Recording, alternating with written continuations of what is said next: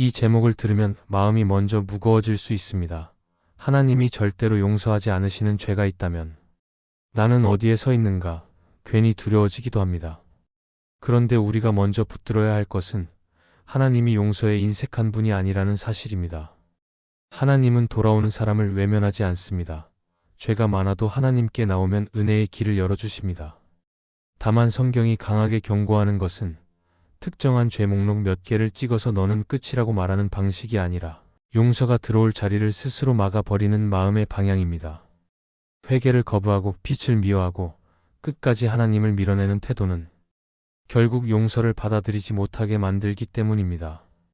그래서 오늘 이 말씀은 사람을 정죄하려는 말씀이 아니라 우리를 깨우고 살리려는 말씀입니다. 내 마음이 굳어지기 전에, 내가 죄를 합리화하기 전에 하나님께 돌아갈 길을 다시 붙잡게 하려는 말씀입니다. 오늘은 하나님이 절대로 용서하지 않으시는 죄를 알아보려 합니다. 첫째, 하나님은 성령을 거스르는 죄를 용서하지 않습니다. 이 말을 들으면 마음이 덜컥 내려앉을 수 있습니다. 나는 혹시 그 죄를 지은 것은 아닐까? 내가 예전에 흔들렸던 순간들이 떠오르기도 합니다. 그런데 여기서 먼저 분명히 해야 할 것이 있습니다. 성령을 거스르는 죄는 연약해서 넘어지고 후회하는 모습 자체를 말하는 것이 아닙니다. 믿음이 흔들려서 질문이 많아지고 마음이 식어 보이고 어떤 순간에 하나님께 무례하게 말했던 경험이 있다고 해서 곧바로 그 죄에 해당한다고 단정할 수는 없습니다. 성경이 경고하는 성령을 거스르는 죄는 빛을 보았는데도 끝까지 어둠이라고 우기는 방향, 하나님의 역사를 알면서도 고의로 뒤집는 완고한 태도에 가깝습니다. 다시 말해 회개할 마음이 사라지고 돌이킬 마음이 닫혀버리는 상태를 말합니다. 마가복음 3장에서 예수님은 성령을 거스르는 죄에 대해 경고하십니다. 그 배경을 보면 어떤 사람들이 예수님의 사역을 보며 성령의 역사임을 인정하기보다 오히려 사탄의 일이라고 말합니다. 이게 핵심입니다.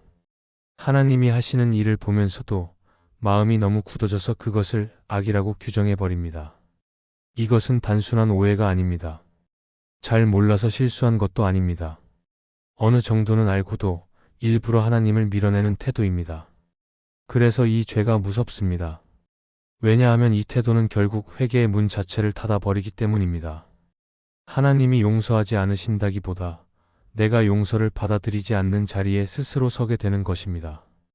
빛이 들어오려 하는데 커튼을 끝까지 치고 문을 잠그고 밖에서 두드려도 듣지 않겠다고 하는 모습과 비슷합니다. 그럼 우리는 어떻게 이 죄를 이해해야 할까요? 저는 이렇게 설명하고 싶습니다. 성령을 거스르는 죄는 하나님을 향한 마음의 방향이 완전히 뒤집힌 상태입니다. 죄를 지었는데도 아프지 않습니다. 하나님이 말씀하셔도 마음이 움직이지 않습니다. 양심이 찔려도 무시합니다. 오히려 하나님이 하시는 일을 불편해하고 미워합니다. 그래서 죄에서 돌이키려는 마음 자체가 사라집니다. 이게 가장 위험한 지점입니다. 그래서 이 설교를 듣는 분들 가운데 내가 혹시 그 죄를 지은 것은 아닐까 두려워하는 분이 있다면 그 두려움 자체가 오히려 중요한 신호일 수 있습니다. 왜냐하면 두려움은 아직 마음이 굳어지지 않았다는 증거일 수 있기 때문입니다. 아직 하나님을 두려워하고 있다는 뜻일 수 있기 때문입니다. 진짜로 마음이 굳어진 사람은 이런 두려움조차 거의 느끼지 않습니다. 오히려 아무렇지 않아 합니다. 그러니 두려워하는 마음이 있다면 그 마음을 붙잡고 하나님께 더 가까이 가셔야 합니다. 그것이 회개의 시작이 될 수 있습니다.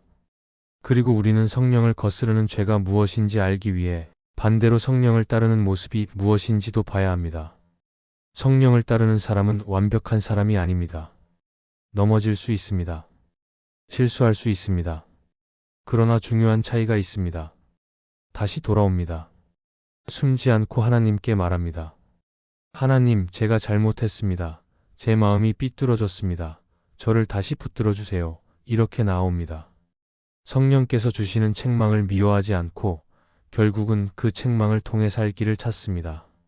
그래서 성령을 거스르는 죄와 성령을 따르는 삶의 차이는 실수의 유무가 아니라 돌이킴의 유무입니다. 회개의 문이 열려 있느냐, 닫혀 있느냐의 차이입니다. 그렇다면 우리는 무엇을 조심해야 할까요? 첫째, 성령의 음성을 계속 미루는 습관을 조심하셔야 합니다. 오늘 마음에 찔림이 왔는데 내일로 미루고 내일로 미루다가 또 다음으로 미루면 마음이 점점 둔해질 수 있습니다. 둘째, 죄를 합리화하는 말을 조심하셔야 합니다. 누구나 그럴 수 있잖아. 이 정도는 괜찮아. 나는 어쩔 수 없어. 이런 말이 반복되면 회개가 멀어질 수 있습니다. 셋째, 하나님의 역사를 비웃고 낮추는 태도를 조심하셔야 합니다. 하나님이 하시는 일을 가볍게 여기면 마음이 어느새 하나님에서 멀어질 수 있습니다. 하지만 동시에 우리는 소망을 붙들어야 합니다. 하나님은 돌이키는 자를 외면하지 않습니다. 아직 마음이 살아있다면, 아직 돌아오고 싶은 마음이 있다면, 아직 죄가 죄로 느껴진다면 그 자체가 은혜의 시작입니다. 그래서 오늘 이 말씀은 우리를 절망으로 밀어 넣으려는 말씀이 아니라 회개의 문 앞에 다시 세우려는 말씀입니다. 하나님은 우리를 멀리 내치려 하지 않습니다. 하나님은 우리를 살리려 하십니다. 그러니 우리가 할 일은 단순합니다. 성령을 거스르는 자리에 머무르지 말고 성령께 마음을 열어드리는 것입니다. 하나님, 제 마음이 굳어지지 않게 해주세요. 제 안에 회개의 마음을 지켜주세요. 제가 빛을 미워하지 않고 빛으로 걸어가게 해주세요. 이 기도로 시작하면 하나님은 우리를 다시 살리실 것입니다. 둘째, 하나님은 완고함의 죄를 용서하지 않습니다. 이 표현을 들으면 하나님이 어떤 사람에게는 마음을 닫아버리는 것처럼 들릴 수 있습니다. 그런데 성경이 말하는 완고함은 하나님이 먼저 닫아버리는 것이 아니라 사람이 계속 거절하다가 스스로 마음이 굳어지는 과정에 가깝습니다. 완고함은 어느 날 갑자기 생기는 단단함이 아닙니다. 작은 거절이 쌓이고 작은 미움이 반복되고 작은 합리화가 계속되면서 마음이 점점 둔해지는 것입니다.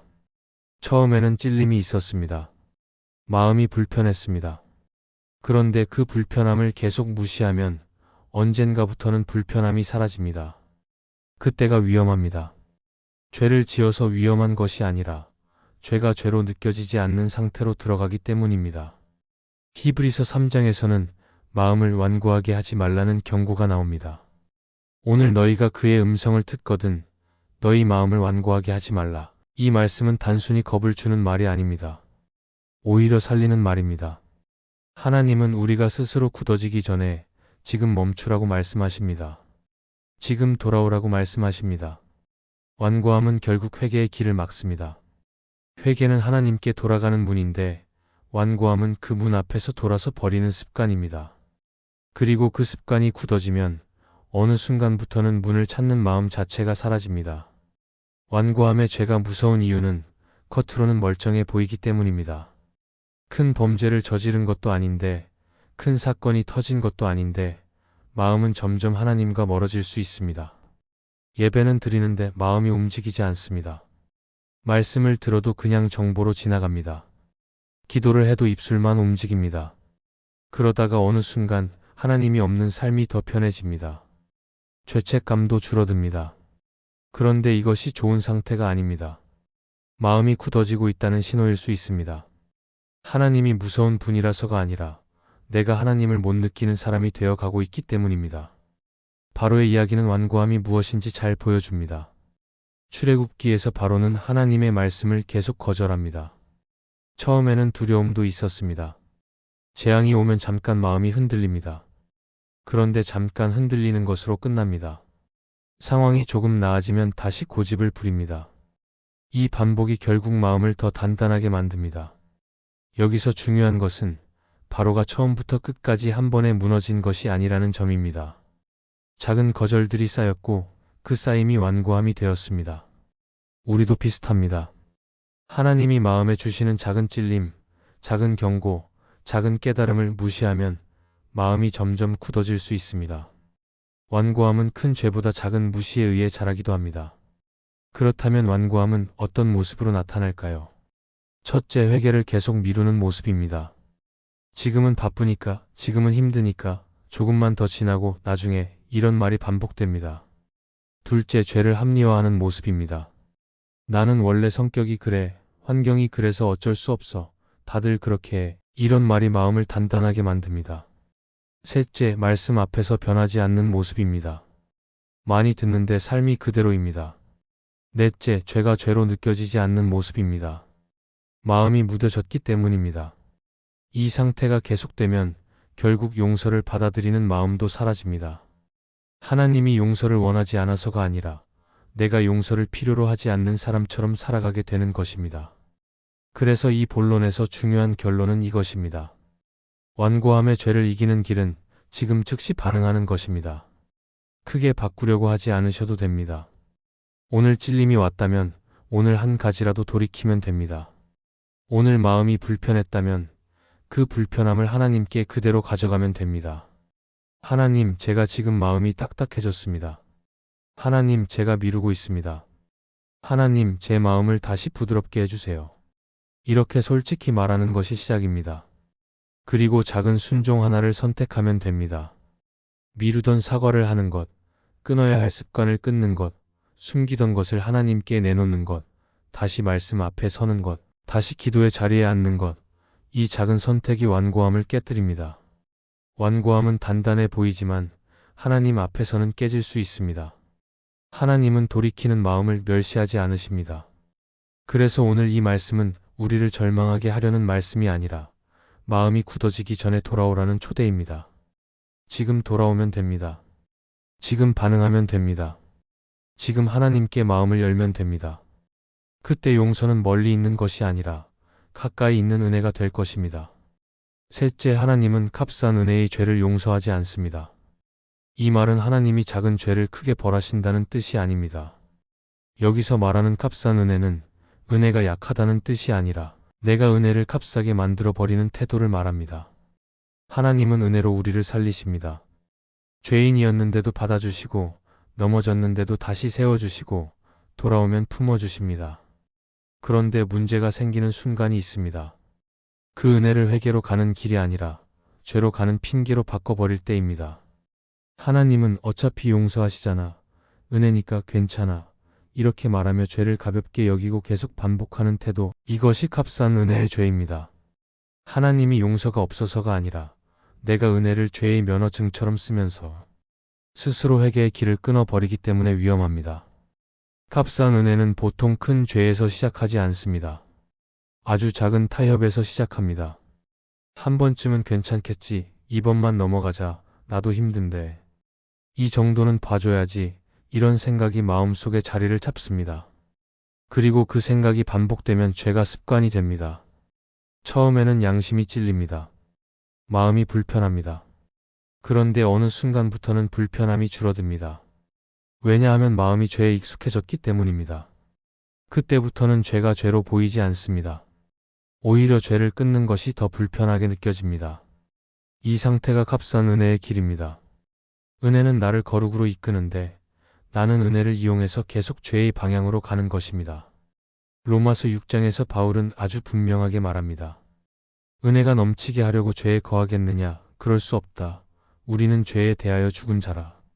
이 말씀은 우리를 억누르려고 주신 말씀이 아니라 자유롭게 하려고 주신 말씀입니다. 죄는 결국 사람을 묶습니다. 죄는 처음에는 편해 보이지만 점점 나를 잡아끕니다. 죄는 내가 선택한다고 생각하지만 시간이 지나면 죄가 나를 끌고 갑니다. 그래서 하나님은 은혜로 우리를 죄에서 건져내십니다. 그런데 값싼 은혜는 그 건져내심을 거부합니다. 은혜를 붙든다고 말하지만 사실은 죄를 놓지 않습니다. 그래서 마음이 점점 둔해지고 하나님과의 관계도 점점 메말라집니다. 값싼 은혜의 가장 큰 특징은 회개가 사라진다는 것입니다.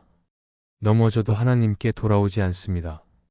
돌아온다고 말하면서도 실제로는 바뀌지 않습니다. 죄를 미워하기보다 죄를 숨기는 기술이 늘어납니다. 그리고 그 숨김은 결국 하나님과의 관계를 더 멀게 만듭니다. 하나님이 멀어진 게 아니라 내가 스스로 거리를 만드는 것입니다. 죄를 계속 품으면서 하나님과 가까울 수는 없습니다. 내 마음이 두 방향을 동시에 붙들 수는 없기 때문입니다. 그래서 값싼 은혜는 겉으로는 은혜를 말하지만 실제로는 은혜를 밀어내는 태도입니다. 그렇다면 우리는 이 죄를 어떻게 분별할 수 있을까요? 내가 반복해서 넘어지는 것 자체가 곧 값싼 은혜는 아닙니다. 연약해서 넘어지는 사람도 있습니다. 습관이 쉽게 끊어지지 않는 사람도 있습니다. 중요한 차이는 이것입니다. 죄를 미워하고 있는가, 아니면 죄를 사랑하고 있는가? 넘어져도 아파하는가, 아니면 아무렇지 않은가? 넘어져도 하나님께 다시 나오는가, 아니면 그냥 합리화하고 계속하는가? 죄를 끊기 위해 싸우고 있는가? 아니면 죄와 평화 협정을 맺고 있는가? 싸우고 있다면 아직 은혜가 살아 있습니다. 아파하고 있다면 아직 양심이 살아 있습니다. 돌아오고 있다면 아직 회개의 문이 열려 있습니다. 하나님은 그런 사람을 외면하지 않으십니다. 오히려 붙드시고 다시 시작하게 하십니다. 하지만 값싼 은혜의 길은 싸움을 멈추게 합니다. 회개를 포기하게 합니다. 죄를 당연하게 만들고 결국 하나님을 가볍게 만들고 십자가를 값싸게 만듭니다. 그래서 하나님은 이 태도를 경고하십니다. 하나님은 회개를 요구하시는 분이 아니라 회개 없는 은혜를 거부하시는 분입니다. 왜냐하면 회개 없는 은혜는 은혜가 아니라 자기 기만이기 때문입니다. 은혜는 죄를 덮어주는 포장지가 아니라 죄에서 건져내는 능력입니다. 그러니 오늘 우리에게 필요한 것은 두려움이 아니라 결단입니다. 하나님, 제가 은혜를 가볍게 여기지 않겠습니다. 하나님, 제가 죄를 합리화하지 않겠습니다. 넘어져도 숨지 않고 돌아오겠습니다. 다시 싸우겠습니다. 다시 거룩의 방향으로 서겠습니다. 그리고 끊어야 할 것이 있다면 지금 끊겠습니다. 이 다짐이 은혜를 값싸게 만들지 않는 길입니다. 하나님은 그런 마음을 기뻐하시고 죄의 사슬에서 우리를 자유롭게 하실 것입니다. 넷째, 하나님은 위선과 자기 기만의 죄를 용서하지 않습니다. 이 말도 오해가 생길 수 있습니다. 하나님이 어떤 사람은 미워해서 용서하지 않는다는 뜻처럼 들릴 수 있기 때문입니다. 그런데 성경이 경고하는 위선과 자기 기만은 하나님이 용서를 안 주시는 문제라기보다 내가 용서가 들어올 자리를 스스로 막아버리는 문제에 가깝습니다. 위선은 사람을 속이는 것 같지만 결국은 내 마음을 속입니다. 그리고 자기 기만은 더 무섭습니다. 죄를 죄라고 부르지 않게 만들고 회개할 필요가 없다고 느끼게 만들기 때문입니다. 하나님께 나아가야 할 이유가 사라지면 용서는 멀어진 게 아니라 들어올 문이 닫히게 됩니다. 위선은 보통 큰 악에서 시작하지 않습니다. 겉으로는 믿음이 있는 사람처럼 보이고 싶다는 마음에서 시작합니다. 사람들에게 좋은 사람으로 보이고 싶고 괜찮은 신앙인으로 인정받고 싶고 그래서 내 약함을 숨기고 싶어집니다. 처음에는 그냥 체면을 지키는 정도로 시작합니다. 그런데 그게 반복되면 내 안에서 두 사람을 살게 합니다. 겉사람은 괜찮은 척하고 속사람은 점점 메말라갑니다. 결국 신앙이 하나님 앞에 서는 신앙이 아니라 사람 앞에서 연기하는 신앙이 되기 쉽습니다. 그리고 그때부터 가장 중요한 것이 사라집니다. 정직함입니다. 하나님 앞에서 정직하지 않으면 용서도 회복도 실제로 경험하기 어렵습니다. 왜냐하면 하나님은 내가 꾸며낸 모습이 아니라 진짜 나를 고치시기 때문입니다. 예수님은 복음서에서 위선을 강하게 경고하십니다. 겉은 깨끗해 보이는데 속은 썩어 있는 모습, 겉은 경건해 보이는데 마음은 하나님에게서 멀어진 모습, 이것이 위선의 핵심입니다. 위선이 무서운 이유는 죄를 숨기면서도 동시에 스스로 괜찮다고 착각하게 만들기 때문입니다. 죄가 문제인 줄 알면서도 드러나지만 않으면 된다고 생각하게 만들고 그러다 보면 죄와 함께 살아도 된다는 쪽으로 마음이 눕습니다. 그때부터는 회개가 힘들어집니다. 죄가 커져서가 아니라 죄를 인정하지 않게 되기 때문입니다. 자기 기만은 더 깊은 단계입니다. 자기 기만은 이렇게 말합니다. 나는 괜찮다. 나는 다른 사람보다 낫다. 나는 그럴 만한 이유가 있다. 결국 자기 기만은 죄를 합리화하는 습관을 만듭니다. 죄를 고백하기보다 변명을 먼저 찾고 회개하기보다 남 탓을 먼저 하고 마음이 찔려도 그냥 넘겨버립니다. 이 상태가 오래 가면 마음이 둔해집니다. 하나님이 말씀하셔도 잘 안 들립니다. 설교를 들어도 나와 상관없는 이야기처럼 지나갑니다. 그리고 어느 날은 하나님께 가까이 가는 것 자체가 불편해집니다. 빛이 싫어지는 것입니다. 요한복음 3장에서 말하는 것처럼 빛보다 어둠을 더 사랑하는 마음이 생길 수 있습니다. 그러면 용서를 못 받는 게 아니라 용서를 원하지 않게 되는 상태로 들어갈 수 있습니다. 이것이 경고의 핵심입니다. 그래서 이 본론은 우리를 겁주려는 것이 아니라 살리려는 것입니다. 하나님은 위선을 들춰내서 우리를 망신 주려는 분이 아닙니다. 하나님은 숨기지 말고 나오라고 부르시는 분입니다.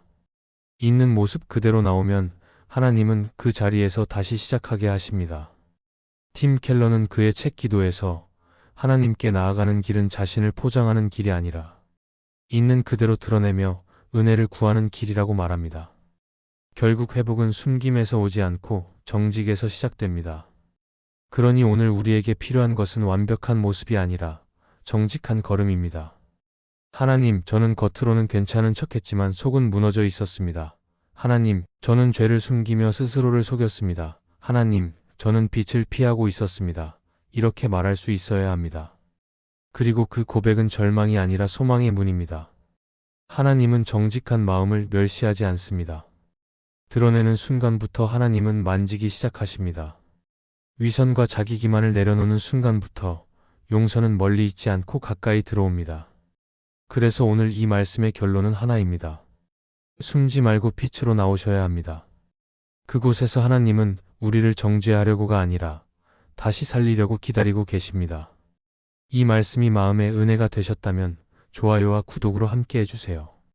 그리고 댓글에 아멘이라고 남겨주시면 하나님의 은혜가 더 많은 사람들에게 전해질 것입니다. 여러분의 삶 위에 하나님의 은혜가 언제나 함께 하시기를 바랍니다.